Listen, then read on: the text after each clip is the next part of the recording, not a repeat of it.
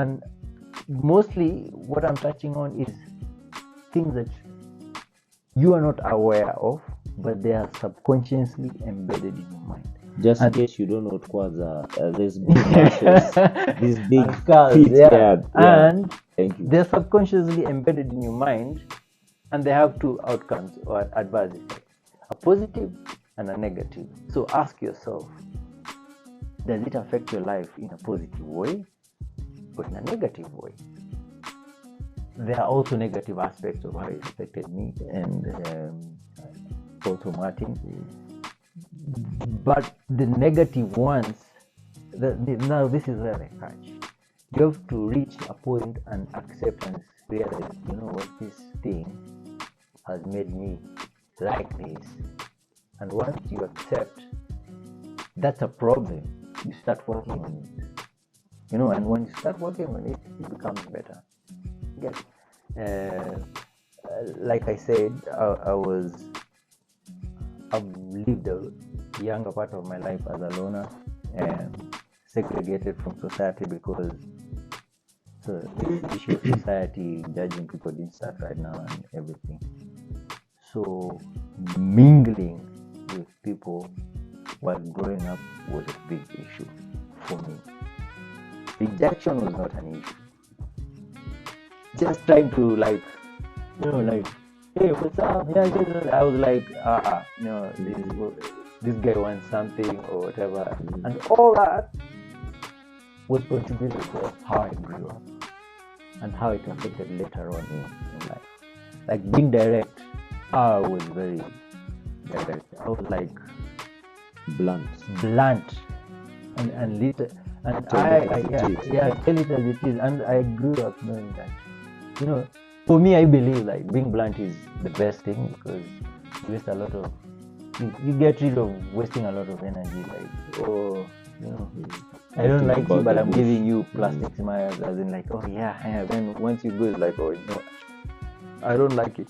Even right now, I don't like it. But I came to realize, or someone told me, like, you know, not so many people are direct, and not so many people will take you or understand you in that. Those people who don't understand your direct nature will definitely understand you on the wrong way. So, see, these are things that are subconsciously, you know, embedded, and they affect our lives later on. And that's why we want to challenge you or ask yourself, are there things that right now in my life, are they a contributory factor based on my childhood experience? Is it manifesting right now, or is there a trigger? So some things are triggered by the way, and you know, are they spontaneous? Are they continuous? Are they a habit and all that? And once you realize that and accept that, what's the term we usually say? Denial starts acceptance. Yes. Or accept, yeah.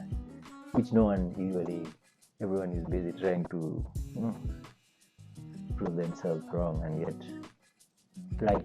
yet they are wrong.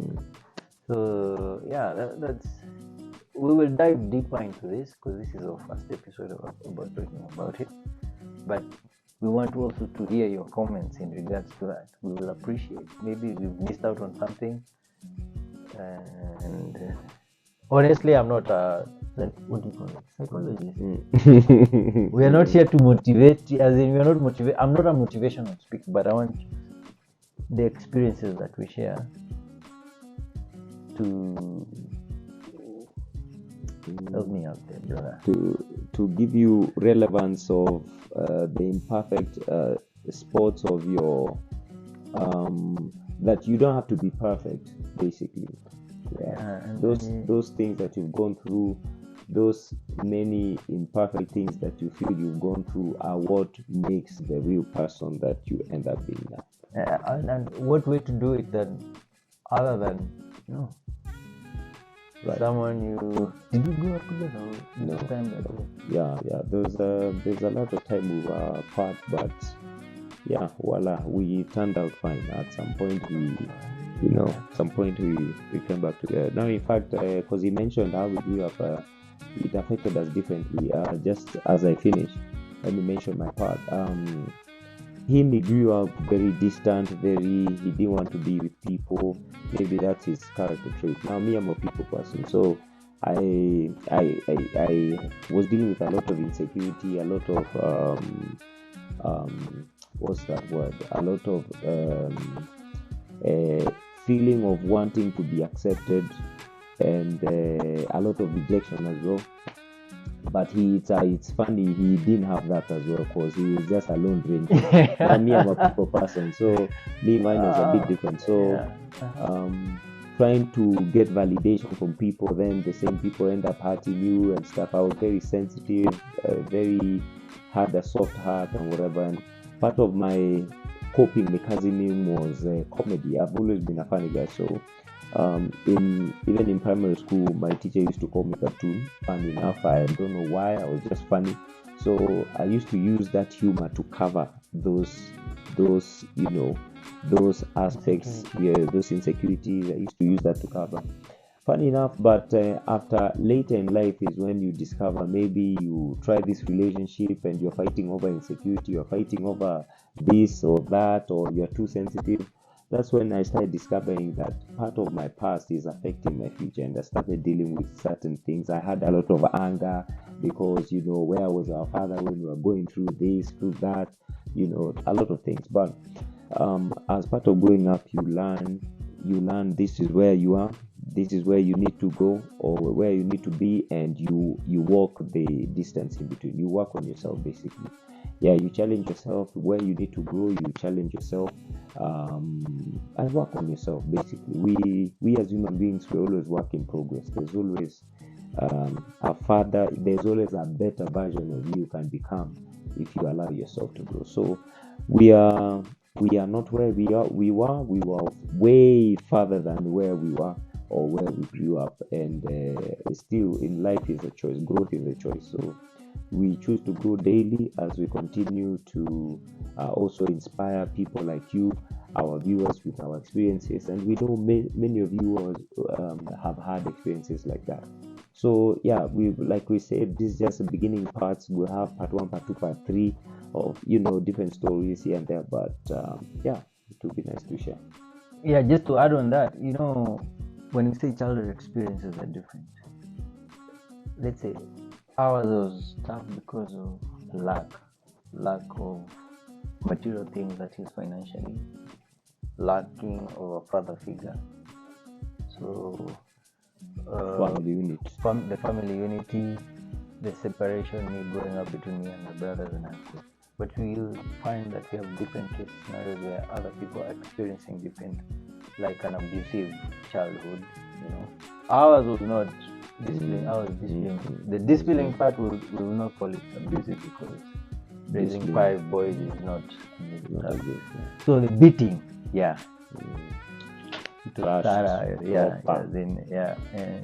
So, but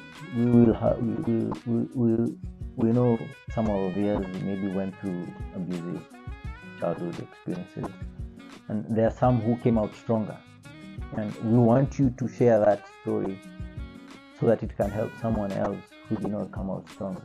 Like I said, the positive and the negative. So there's someone out there who went through an abusive childhood experiences that's affecting their current life, and they have not managed to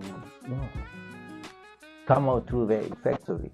But I know there's someone out there who went through such a situation and managed to come out of it.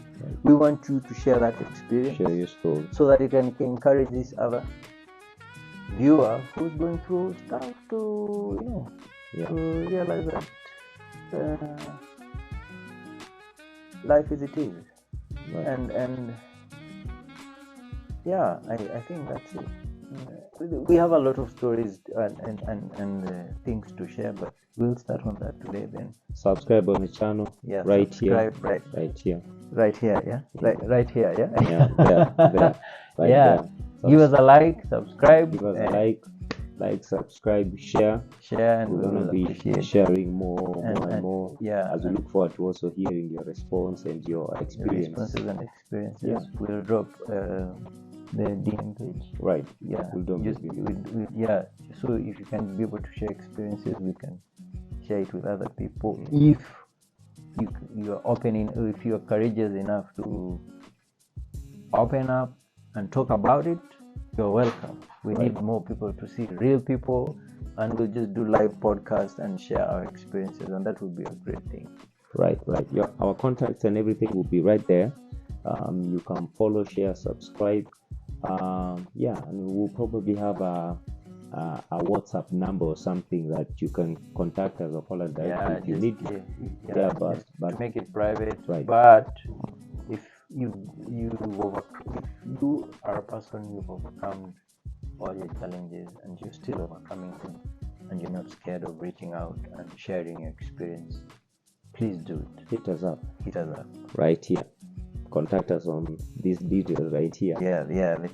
This is Perfect Imperfections. This is your host Hiram, Martin the Psalmist, co-host Martin the Psalmist. You'll be seeing more of him, because I think he also has a lot of stories to share. He also has a podcast channel called A Simple Congregation Podcast. So if you need spiritual manenos, you can go there, and I'll try also and convince him to see if I don't think I'm a very spiritual person practically per se. Realist. He's a realist. I'm a realist. Very spiritual. Logic works best for me. 1 + 1 = 2. If it doesn't add up, make it make sense, or else. Thank you for watching. See you next time. See you. Bye.